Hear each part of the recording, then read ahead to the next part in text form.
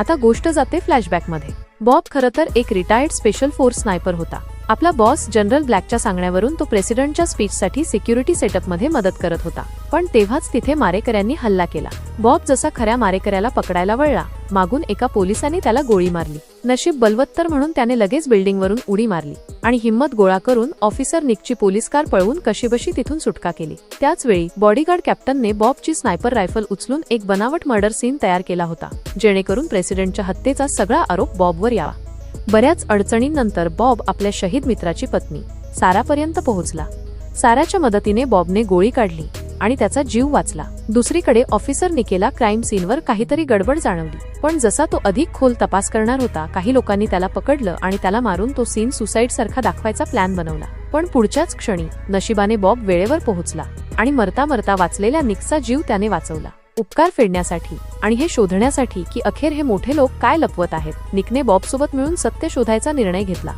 यानंतर एका म्हाताऱ्या माणसाच्या इशाऱ्यावर दोघे एका रिटायर्ड रशियन स्पेशल फोर्स सैनिकाला भेटले, ज्याला आतली सगळी कहाणी माहीत होती। त्याच्याकडूनच त्यांना जनरल ब्लॅकच्या आफ्रिकेतल्या हत्याकांडाचे पुरावे मिळाले। पण तोपर्यंत जनरल ब्लॅकच्या माणसांनी साराला किडनॅप केलं होतं।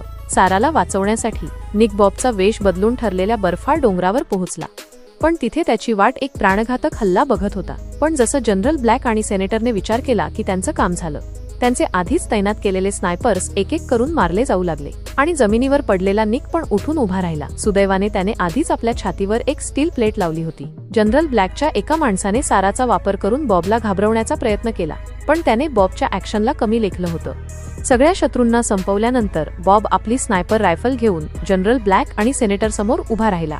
त्याच वेळी मोठ्या संख्येने स्पेशल पोलीस तिथे पोहोचतात आणि बॉब पकडला जातो।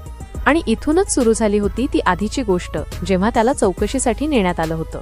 आणि मग परत वर्तमान काळात एक गोळी चालते आणि सेनेटरच्या पापांनी भरलेल्या आयुष्याचा अंत होतो। यानंतर बॉब पिस्तूल जनरल ब्लॅकच्या हातात देतो, गॅस पाईप तोडतो आणि एका जोरदार धमाक्यासोबत सगळी कटकारस्थानं आणि फसवणूक हवेत विरून जातात। आणि याच सोबत ही फिल्म इथेच संपते।